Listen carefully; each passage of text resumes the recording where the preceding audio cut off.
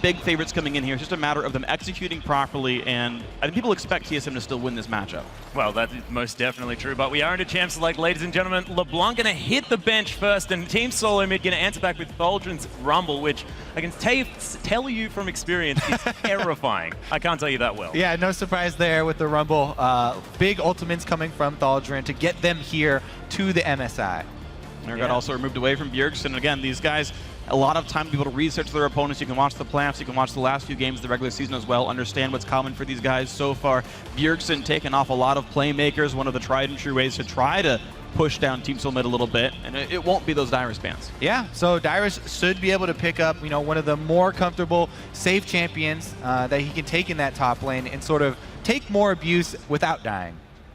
Yeah, and the Urgot ban is interesting to me here as well, aimed mostly at Bjergsen, you could imagine, but Beşiktaş were sort of used to more playing that against an AD carry playing Urgot. Oh yeah, I don't know if Wildturtle has learned the champion. We have seen teams grow the champion pools, right? Yeah, Uni brought out Cassiopeia. We saw Urgot come out for the first time as well by Fnatic, so there's certainly growth available to all these teams. They've had a few weeks to grow those champion pools and bring out something surprising. Gragas removed away from Santorin, even though we haven't seen him play the champion yet today. Just Beşiktaş trying to get rid of what they think is scariest from TSM. Yeah, and Theokoles probably looking for that first pick Sejuani as well. He does love to play that champion, and he'll grab that whenever he can. We'll see whether it's going to work out, though, because they may need to have more early pressure. Well, TSM happy to play an objective control game themselves, though, and I feel like Nunu would easily be able to stay in this champion pool and picked up early by Santorin if he wants to. Ari removed away from Energy, so another assassin ripped off the pool there. It's always strange to me seeing a team ban champions that they are comfortable playing themselves. Bjergsen's run a number of Ari games throughout the North American playoffs, but apparently TSM doesn't want to run that champion themselves. I mean, we've seen so many teams target ban Energy with this Ari, and he's kind of a point that teams, especially with middle players like Bjergsen, have been looking to attack. So you take away the Ari from Energy, one of his comfort picks, and see if they can get something. Maybe they're going back to their tried and true strategy of, we're going to have Santorin in the mid lane early on, get Bjergsen fed, maybe he's on Assassin or something, and take over the game that way, because that's how they have had a lot of success in the past. Yeah, and this is the thing as well, as in the IWCI Grand Final, that was the massive contested mid lane pick, was that Ari pick. Tokka's on the side of Ince as well was fantastic on that champion, so making sure that they get rid of that, because that was the contention there in the mid lane. But it is going to be Dumbledoge on his Morgana, and this guy was doing work on that champion. Likely to see maybe a Thresh there from Lustboy then. He's really trended back towards this champion. But as the first pick is support, they don't have to take away early, and TSM get to have 2 power picks. Dyrus could easily take up Maokai, which he's been a big fan of, or the Lulu as well. So I think one of those 2 will go to Dyrus. Santorin going to get his hands on that Sejuani very early, take it away from Theokoles. Don't let Beşiktaş have any sort of, big AoE crowd control to work with. And of course, a big home crowd here for Team Solomid. We saw Beşiktaş win the International Wildcard Invitational off of a home crowd themselves over in Turkey. TSM now themselves enjoying that benefit. And they will pick the team fightiest champions there. Sivir and Sejuani picked up. 5-on-5, going to be good for them. Yeah, TSM looking to simplify the game. Just get it so they can have a very strong 5 versus 5, get that dragon control, win the early team fights, and not let this game get out of their hands. Yeah, Nardeus very much loves to play the Sivir as well, so picking that away from him is a very good idea. We'll see whether he goes back to his Lucian. Thinking about Katarina and Zyra at the moment may not necessarily be coming through. Jungle Katarina, less likely. I feel like Theokoles Jungle run Zyra, though, that can work. You got plants fighting plants in the jungle, stuff like that? Back when you had Lizard Elder, you could have your plants. Are you guys okay? Leandri's Torment and Lizard Elder. It was a great choice. I'm from the Oceanic region, man. Things happen differently. He's still upside down. Max is actually casting with his hands on the ground. He's, doing handstand in this one. Give it away, man. Vladimir does get picked up, though, and Ghost Flash for Energy means he's actually probably going to be playing that Vlad himself. The Rek'Sai does come through here with the Sejuani grabbed away, so Theokoles, maybe that ban's slightly hurting them, but the Rek'Sai early aggression is still going to come out here. Ooh. Bjergsen hovering over the assassin mid. Maybe they will go back to the tried and true. But Vladimir in the early game, if he can get through the early stages versus Zed, then he'll be able to try and be a sustained beast in the mid lane. You have a lot of a bit of a foothold. Zed as well. They do have Rek'Sai, but And the problem is Vladimir is good against Zed anyway. Yeah. I can't see. I wouldn't, if I was TSM, pick the Zed here. Bjergsen might have his other ideas for this one, but in my mind, it's not a great pickup here for Bjergsen. Hovering for now, but whatever. Sion for Dyrus, I think, is a very good choice. Another big frontline tank. I want to see if Bjergsen does want to play, as Jack keeps calling them, control mages, team fight mages. And it looks like they might even just leave the mid lane pick for last. And I was going to say, Maokai is a much better idea. There's with the Thresh Sivir on the hunt as well. Maokai. Man, so good. Yeah, those are the 2 picks we were looking for Lustboy and Dyrus. It's also worth pointing out, we don't know where that Vlad, or sorry, TSM doesn't know where the Vlad is going. Energy's got the summoner spells here, and we can see that it's going to be mid, but Vlad, of course, would be a flex pick. Thaldrin, a big carry top laner, would play Vlad himself, so TSM making sure they get Bjergsen a good lane matchup. Yeah, and you may as well just save your mid lane pick till last as well. And Energy thinking about maybe going for a Lulu, potentially, unless Dumbledoge is going to pick that one up, because they could give it to Thaldrin in the top lane, but that's not necessarily one of his champions. Yeah, that would probably go back to Energy. I mean, if we're talking about, how many champions could be swapped around. Yeah, I know, it's ridiculous. Morgana can stay in the top lane. Oh my goodness. But really, they're just trying to protect themselves since, Bjergsen does have the counter pick option here. And what is the safest pick? You could say Lulu, probably the safer option here in the mid lane. I mean, Lulu wasn't bad. He did, he was part of First Blooding Faker. He almost 1v1 the guy afterwards. Lulu does get picked up in here. And with Energy swapping to Ignite, I think that is actually going to be the mid lane Lulu.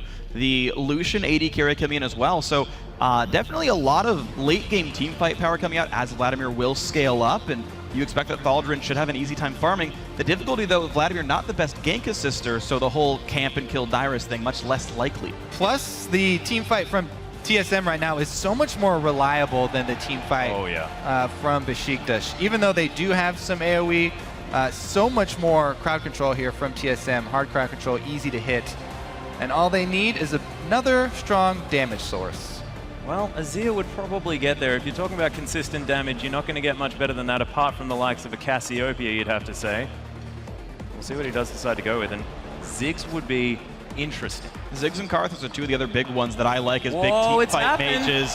Ziggs is the champion. TSM boatloads of wave clear and ridiculously good team fighting. TSM all about the 5v5 top to bottom. So much AoE damage coming through as well, not to mention Dyrus protecting his whole team. Yeah, I really do like this comp from TSM just because it's so simple and so safe. They have tons of wave clear. They can just hold on, wait for those team fights, force them at the dragon. They have all kinds of AoE. Dyrus on the most reliable teleporter there is. Maokai can easily come in, point and click. There's your fight. Meanwhile, Beşiktaş, of course, they're going to hope to rely on Thaldrin as they have all throughout IWCI. Vladimir could always become a huge terror. He'd be pretty hard to kill by this comp as well. TSM really not burst enough to remove Vlad at the start of the fight.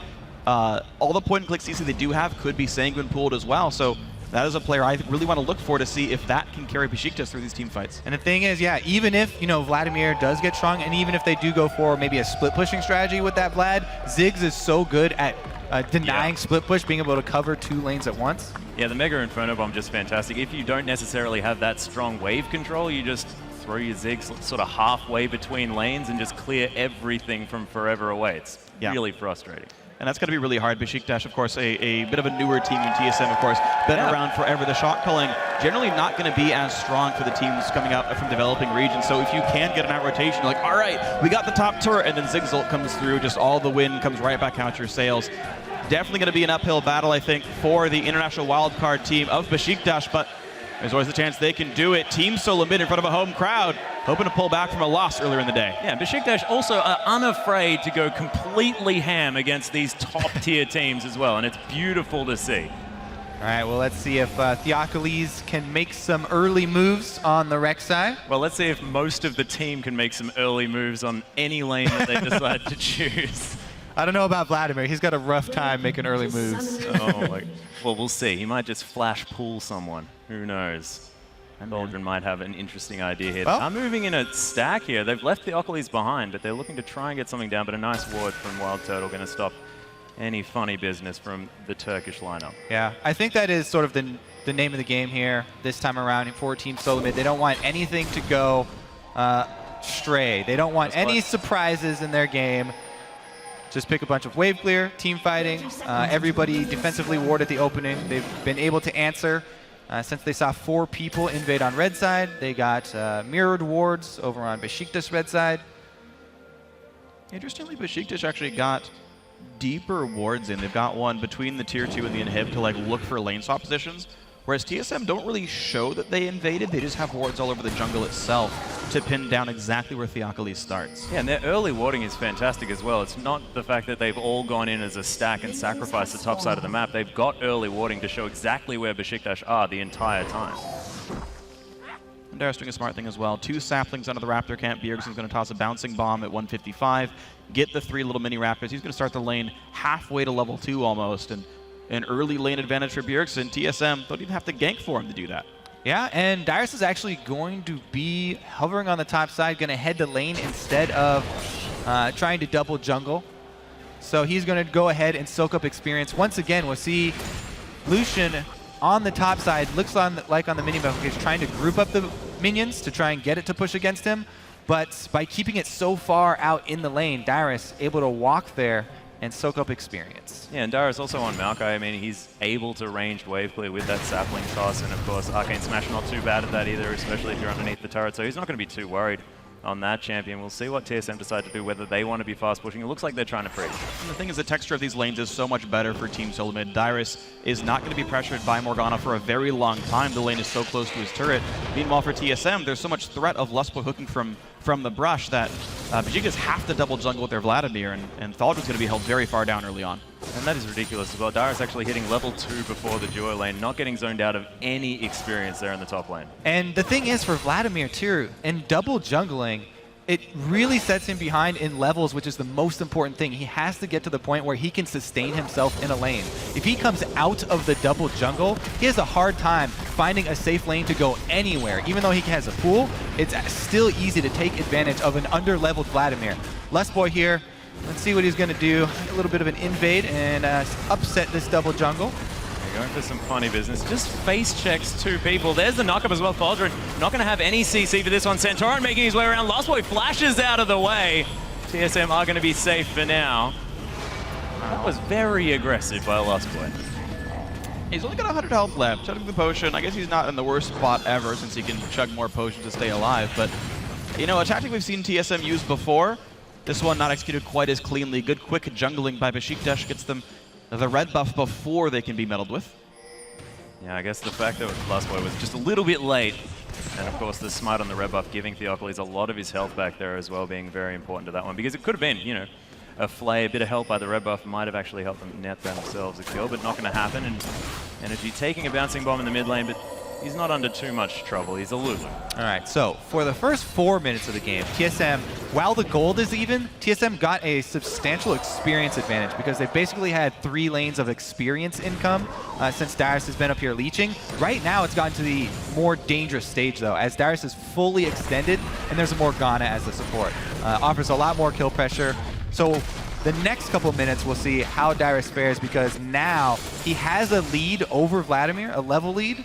And if they're able to, in the next few minutes, swap it back around that 7-minute mark when the turret defense does go down, TSM could have a pretty big advantage. Yeah, there's so not far, really much. you know, Dyrus didn't get picked off yet.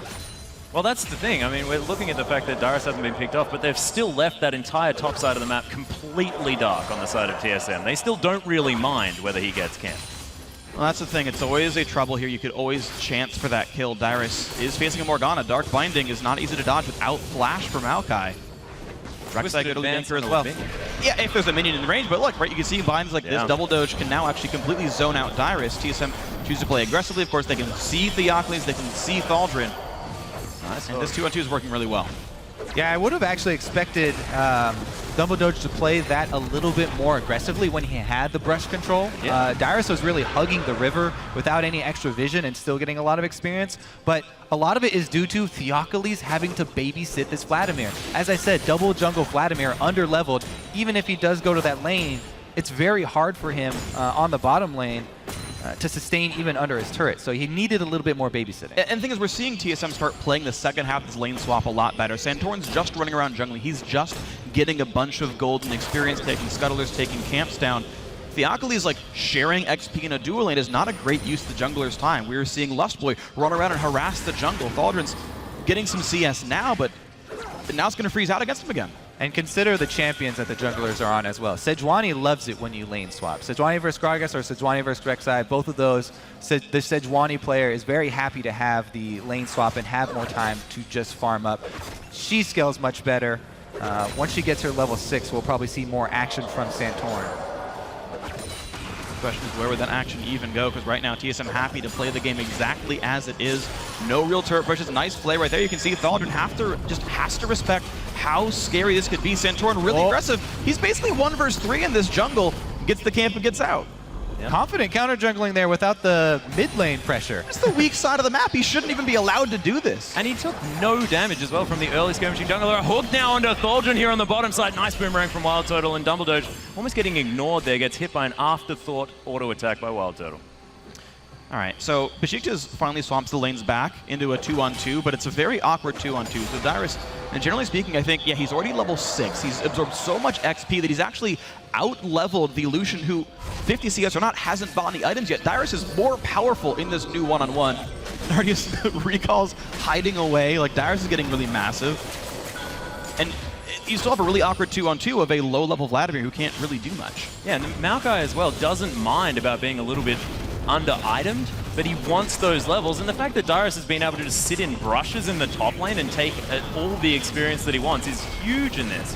Mega Inferno Bomb, a little bit early there by Bjergsen. Bjergsen trying to grab everything from this mid lane. He's already got a substantial CS lead. Super huge CS lead. TSM with over 1,000 gold lead purely from CS. And this is what we've been talking about. This is what we were trying to mention at the beginning of the Fnatic game, is the fact that this is what TSM does. They lane swap very, very well, and they get advantages just passively off the map.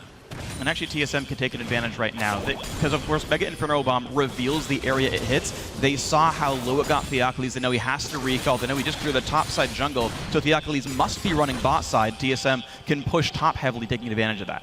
Yes, Santorin should capitalize because he has hit that level 6 point. This should be the high impact gank. Let's see if Dumbledoge can pull off a miracle here. Going for it. Puddle the tick, not quite enough. All right, we do have that 7 to 8 minute lane swap back here for TSM. Wildturtle's got his BF sword, gonna head up top by himself, and we'll see the early roams from both of these supports. Lustboy, skin of his teeth, escaping that one. Bjergsen coming through with a nice knock up there. Energy though, ignoring it just a little bit. Bouncing Bomb gonna find him. Dark Binding not gonna land there by Dumbledoge, and like ships in the night, they're gonna pass each other. Well, Lustboy doing a good job of warding. He knows that his team's going to be pushing the top side out pretty soon. It's past 7 minutes. BF sword on the Sivir. Turrets can die very fast, especially against an under-leveled Vladimir. So a ward for the gank paths. Make sure Rek'Sai is not going to get up there and screw everything up. And right now, I think just enough wards that TSM could keep pressuring that side of the map. A lot of good wards on that left side. All right, well, AD carry up top. Beşiktaş go for the crab and get some vision and control around that dragon. The thing is, I don't think TSM are going to force it anytime soon, and Beşiktaş are not really in the position to start it themselves. So unless they fully cleared it and Rek'Sai knew there was no vision. And I don't really agree with this by Beşiktaş as well. They're sending their Joy lane towards the top side of the map when Dragon now definitely something that they need to be thinking about. Well, if you swap it now, then TSM are... And that's just when the swap comes back again. So they did grab the crab before they sent him back up there, but even if you have vision of TSM taking this, the level 6 Sejuani ready to roll. Dyrus is massively out-leveling Vladimir. Vladimir not even level 6 right now. TSM typically not good dragon control early game at all. Yeah. And when it's on a silver platter, you're going to take it, right? Well, yeah, they are late to get Dyrus to the top lane here, so Nardeus gets a lot of damage. He has no ward control, though, because his team was never up there, so he doesn't know he's safe to knock this turret down. Then, like, he has a late recall. It's very awkward how they're playing the dragons here, but make an attempt for Dumbledoge. Yeah, there's a really nice lantern there to get Wildturtle in there, but Dumbledoge actually manages to get the Dark Binding just in time to save his life. Wildturtle a little bit trigger happy on the ultimate. Well, they get a Morgana flash instead of starting up the dragon and trying to force something while Beşiktaş AD carry was in base. The rotation is complete now as AD carry has gone bottom. I don't think they saw that teleport channeled. They would have to know because he got there so fast. He was just seeing bottom. There's no way they don't expect that to be a TP. Dumbledoge down to half again. Also flashless and not 6. So he's going to be in a dangerous spot. Santorin coming around the backside. I don't think he's been seen yet. It's going to be a close fight. For something here as the Dark Passage is going to be taken by Wildturtle, but Santorin coming around the side. Shields down. There's another boomerang. Dumbledoge just so low, misses the ult, but it doesn't matter as the Death Sentence comes through. Lustboy flashes out of the way, so close to dead as Nardeus manages to escape as well, but it's a free kill for TSM and probably a free turret unless Theokoles can get something magical happening. And Energy's going to face check Bjergsen. And it's going to be a close one. Energy on a half HP. He's got to dodge the minefield away. Bjergsen tries to dodge. Glitter Lance will not do so just yet, but Energy is still happy to trade back and forth. More bouncing bomb, good juke to the right. Nothing else picked up. Lustboy taking a lot of damage, and he's going to have to back off. Yeah, TSM there, taking a lot of exit damage after that dive. The Cinder Hulk drawing tower aggro as well for Santorin. Took a few hits for himself. But they did get the kill with that zoning Sejuani ultimate, cutting off the exit. They knew that he didn't have flash, remember? No flash, no black from shield. the early Lustboy confrontation at the Tri-Bush. But again, this is TSM's lack of focus on the early dragons. Yeah. They had many opportunities to take it this game, but time and time again, they do not emphasize these dragons at all. Looking more for the kills, the tower dives, and trying to get the gold from early turrets, but not getting either. It's very strange. They had a clean pick. They got the kill. No one had to take that much damage during the fight itself. Easy run up to the dragon. Bjergsen already had pressure in the mid lane. This guy's up 40 CS in the mid lane. That's basically free for TSM. They agreed for a dive. That fails. They give up all the advantage they had from that kill. Sure, they're accruing a gold lead. TSM are winning, but it's sloppy. Yeah, we are being very critical, but they definitely have a substantial lead, and they don't have to, do anything that is even remotely risky right now. I suppose not. If the game continues as is, it looks very solid for them. And it's not only the fact that Bjergsen has a CS lead, he's taken the turret already as well. With no actual rotation by anyone, he's just naturally destroyed a turret on his own. And of course, TSM have done a very good job. The one thing I will commend them a lot for is not only their laning phase, but their ward control. They've really not allowed Theokoles to make any good plays here. So if your lanes are all winning and the turrets slowly die, you're just going to keep winning the game by kind of staying as is. Tries to ignore all the TSM members around him, but he's most definitely going to be... What? They're ignoring him, trying to give the kill to Wildturtle. They'll manage to. Looking for Nardeus now as well. TSM, oh man! Inferno Bomb for the epic overkill. 3 ults for an AD carry. Goodbye, Lucian. Bot lane turret, That's easy respect. to follow. That is respect right there. All right, well, that should be a dragon because the bottom lane is gone. They don't even need any extra people to take the bottom turret. Turtle's going to stick around for the local gold while everyone else takes care of the dragon. TSM will get their first of the game. The good news for Beşiktaş, though, is the fact that Vladimir has caught up a little bit in farm. All right, so he's getting some money. The problem is, all of TSM. So they're taking the rest of the map, but Vladimir doing relatively not quite as bad as he could be doing right now. And once again, the importance that I put on levels for Vladimir. Levels. He's finally hitting the point, where his transfusion is meaningful. And nobody gets caught. Yeah. You get hit by a Prey Seeker, or at least hit out of a Prey Seeker, but look, that was enough to save his life. They're both going to back now as well, as Bjergsen going to clear out this mid lane of both minions and tunnels. It's a decent array of tunnels around the Beşiktaş map as well, as Void Rush is going to be used to at least make it to his red buff. Such a dramatic sound. Yeah. Going to get buffed. The farm alarm, It's like, guys, I really want some more gold. I guess it lets everyone know I'm full health and somewhere in my jungle. So, gives TSM some knowledge of what Rek'Sai is normally like. Full health and in their own jungle. Yep. It also gives them knowledge that there won't be any cross-map plays from Beşiktaş in the near future. So, Wildturtle and Lustboy up there on the top versus Vladimir should feel just fine. And I like this from Dyrus as well. I mean, he knows that he probably wants to pick up that Righteous Glory, but going to be sitting on that Spectre's Cowl for a little while as well, making sure that he can lane as well as ever against the Vladimir, and he has been able to. Now it is going to be TSM rotating around, picking up the last outer turret on the map by the looks of things, but Lustboy wants to find someone else to kill. Oh my goodness, lands the death sentence over the wall. Dumbledoge able to get a decent Dark Binding, and Theokoles going to tunnel his way out over the wall as well. TSM, they deserve to get something from that amazing hook. Well, they should get some ward coverage for it. Yes, that's vision. Beautiful. With the mid turret already down, some deep wards should come in pretty quickly here for TSM. And they're already looking to move into enemy territory. And look, Bjergsen's still here, just able to kill all the minions, the turrets. He's playing PvE, League of Legends. Well, he's got the Athene's Ziggs in the mid lane with blue buff, constant blue buffs as well. So The barrage of bombs should continue, and the mid lane pressure not punished at all by Rek'Sai. Not at all. TSM continue a very good set of word control and energy, actually about to be flanked out by Dyrus' Maokai here. This might be a little bit risky, flashes in. There's going to be a couple of knockups as well. Energy does have the ulti onto himself. Still going to take the Mega Inferno Bomb, and a re-engage comes in Theokoles in a 1 versus 4, maybe not where he wanted to be as Rek'Sai running away as fast as possible. Now in comes Vladimir. Thaldrin doing whatever he possibly can. Bjergsen forced away. Nardeus picks up the first kill for Beşiktaş. Looks like mid laners always the first kills. Yeah, Thaldrin is dead though. Lustboy forced to flash away. Nardeus at full health though, wants to find someone to kill. Lustboy might be in a little bit of trouble. There's the dash forward, but Wildturtle, he's going to tell Beşiktaş to get away from his support. They're going to happily move towards the top lane. Yeah, scramble there for TSM, and Beşiktaş actually quite happy to trade their under-leveled Vladimir for a kill on the Ziggs. Highest level in the game, and it goes to the AD carry. So definitely happy with that trade for Beşiktaş. And Nardeus is known as a carry for his team as well. If you get him the tools to carry in the later stages of the game, and even when they were in the finals of the IWCI, it wasn't pretty in the early stages. They managed to make this happen towards the later stage, but here's the replay. All right, so this is the ants marching in one by one. TSM first focusing on energy, then Theokoles comes to try and save Lulu. Takes a bunch of damage himself. And TSM basically just taking on all challengers, getting each of them very low, but only being able to finish off the Vladimir there. And as they split up, taking a bunch of tower hits, good kill there by Lucian on the edge, coming in from behind to flank Bjergsen. We are again going to have solo laners facing off. Of course, Vladimir without a turret going to be in a little bit more danger, and a massive lead for Dyrus, about 30 CS. As the Void Rush is going to get Theokoles very close to the members of TSM. Dark Binding and a land, but they don't want to go against that very tanky piggy.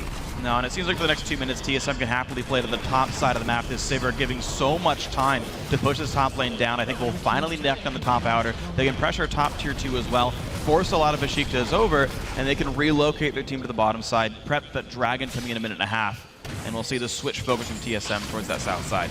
Yeah, Nardeus is not afraid of Wildturtle as well, walking past the minions there, knowing that there are 4 members of TSM on that top side of the map. Could have been dangerous.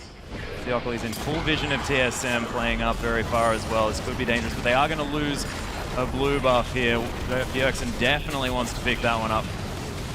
Oh, that was close. The Culling trying to do some work, but it's not going to happen. Wildturtle's going to grab that. Bjergsen wants to pick one up as well, but Sivir with a blue buff, that is an annoying thing to deal with as well.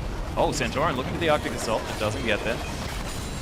Yeah, actually, if TSM wanted to go with the 4-1, the 4-1 is extremely strong with Sivir and Ziggs pushing. Even if, you know, they have Vladimir with teleport also trying to match. Oh, there's a Sivir. Nope. Great bindings though. You're seeing why Morgana was first picked, as well as banned away from them by SK Telecom T1.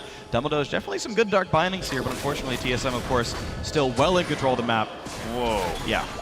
Those bouncing bombs. Minefield doing a lot of work. All right, so the fight over the wards leading up to Dragon here for TSM. Victory is theirs, and they will be able to litter the red side, so they should be able to continue on with the chain dragons for themselves. Everyone's in position, and once again, even if they go 4-1 and they have Vladimir matching up with Maokai, not only can Dyrus stop the Maokai teleport, stop the Vladimir teleport if he channels first. I need to stop you because that's a Luden's Echo. Yeah. That's beautiful. It is. We haven't seen one yet. I'm just like, I'm super excited. MSI's first Luden's Echo, and I love this item, and it's on the team. He's gonna have a lot of poke with that one. Yeah. But yeah, you're talking about, Dyrus can stop the teleports from Thaldrin. Dragon coming up. So that means that Dyrus will 100% be guaranteed to have the first teleport into the fight, and even if Vladimir answers the teleport, the impact of that Vladimir coming in is minimal compared to the impact of the flash Maokai coming into the fight. The flank engage, very real for TSM, so their path to finishing out this game should be fairly simple. Well, they've just taken a free second Dragon here as well. Thaldrin able to pull away from the Twisted Advance. And then his health goes right back to full because Vladimir. Yep, because just Vladimir being free. Well, still Dyrus holding on to the matchup. It was interesting seeing TSM choose their lanes because Dyrus, as you had mentioned earlier, rushed to Spectre's Cowl after the Catalyst. And then TSM kept finding different lane matches, trying to get Sivir to push down against the solo lane, so the magic resist of Dyrus wasn't all that useful, but Nardeus not really able to push around it very much, so overall TSM looking just fine. 6,000 gold lead for them 21 minutes in here. As you mentioned, Kobe, going for 3 more dragons, maybe a 38-minute win could be TSM's trajectory here in this one. But I want to see if, because of all this wave clear, because they can make these quick rotations and make these Thresh Sivir sort of pick plays, I want to see if they play a more aggressive rotation-based game and just knock down these tier 2 turrets off of smart plays. And it just looks like a bit of suffocation coming through as well. This is what they're using their Ziggs for, is the fact that Beşiktaş can't enter their jungle here as well because these waves are constantly being shoved in. Beşiktaş need to move where TSM wants them to move, and TSM just can take everything away. It's sort of like the slow loss. Yeah. Beşiktaş, they've got to make a solid move here around the map, change something, because they're just slowly losing this game. Oh, that's the case. But the one lane that Beşiktaş are actually getting a push lead in would be that Vladimir lane. Thaldrin is generally killing the minion wave first. Dyrus is typically respecting that. But Vlad's not a great turret killer anyway, and trying to run away from the slow burn of Maokai Sejuani is not easy either. So with the current sort of item set, you're right, there's no good push pressure from Beşiktaş. TSM do have siege power. Yep, here's that 4-1 we were looking for. You know, we have the Ziggs and the Sivir instantly clearing out waves. So much zoning power with those two as well. You can see the minefield goes down. Large chunk out of the turret. Dyrus got the top wave pushed up as well. So TSM can easily make a rotation. They have Sivir ultimate available. And Dumbledoge just gets chunked out. They easily take down the turret. Thaldrin now forced to use the pull. Lustboy gets the flash for his death sentence, but that could mean the inner turret here on the top lane as well. And TSM surgically removing structures. Yeah, 2 people not going to be part of this fight. Thaldrin knocked well out. Morgana still healing right here, so great rotation by TSM. Dyrus gets the push. He chunks out the Vladimir, and there we go. 2 more turrets knocked down. Team Solomid looking like a game faster than 38 minutes. Yeah, it could even be just move down to the bottom side. They're thinking of warding up this Baron here as well. TSM maybe just going for the risky play.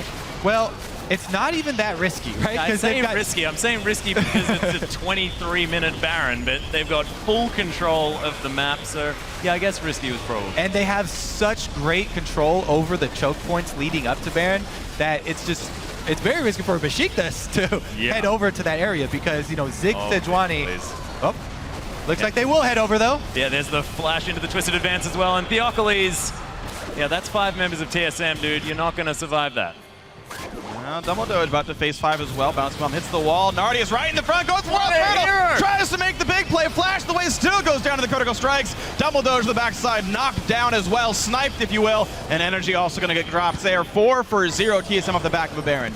And Thaldrin there as well, just asking where all of his mates went. They just died in the jungle. The blue buff going to fall down. Bjergsen picks that one up. Baron buff TSM, only a Vladimir. This is very frightening, and 12,000 gold now the lead. Thaldrin still having a good time though. Vladimir with the laughs. Now this, speaking of TSM's trajectory, not only in this game, but for the rest of the group stages, they did have that surprising to some, you know, loss to Fnatic, which was a very crucial opening game for them, and they took it, you know, fairly heavily, immediately retreating to the backstage to go talk that one over. This one, very obviously, wanting to take it very slow, standard, focus completely on objectives, take it step by step. For the rest of the group stages, and even just the rest of today, they have a very formidable opponent coming up. In which they will not be able to play the game this safe because the pace of the game will be much more quick. So TSM, yes, take this win and recover from the early loss earlier today. And we'll see what they come up with for the rest of the group stage here and the rest of today. Almost like a reset game or something. Now we can see the TSM, of course, still good at playing the lane swaps. That was where their primary early lead came from. Bjergsen, of course, had a very strong 1v1 as well and got a turret for his troubles. Team Solomid now with Baron buff for the next minute, looking to maybe knock down some of these inhibitor turrets. As Baron times out, Dragon will respawn, so a convenient timing there. TSM can stop the siege, rush that down. That 13,000 gold each make it very hard for him to lose any fights here. Bot lane's gonna get pushed down. Beşiktaş not in position to stop them. It's gonna be the turret kill and the fight begins. Yeah, and inhibitor turret falling down there as well. Santorin looking for the ult, but doesn't even really need to use it as Theokoles takes almost all of his health. Thaldrin way in the backside of the fight is just gonna fall down. Mega Inferno bomb. See you later as the inhibitor is gonna be taken down next. Nardeus with some decent footwork there, gonna avoid some of the damage, but man, getting Arctic assaulted. Energy gets death sentenced, and Lustboy This Thresh, super aggression, but he's landing these skill shots. And it's going to be enough skill shots to have TSM push into the base. Still a few slivers left on this Baron buff, and that means they can push right on in to Nexus turret number 2. Nardeus, slinks away with the skin of his teeth, but this will be GG. A 26-minute game. Bjergsen forced to still run out, but it's going to be the Nexus. All the same, Team Solomid pick up their first win of MSI 2015. Congratulations, and Beşiktaş, nothing they could do in that game, and that was TSM out with something to prove in that match. Yeah, Beşiktaş, they do get some valuable experience against TSM in a lane swap. Lane swap's one of the hardest things to get very good, high-level competitive experience in.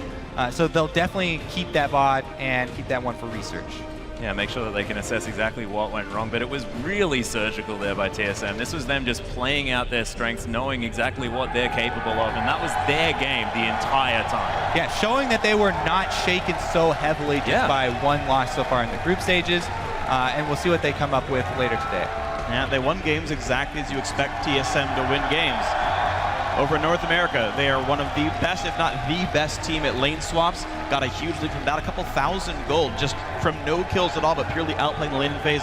Dyrus had 1 or 2 levels over Thaldrin. Massive Maokai was online much sooner overall in this game.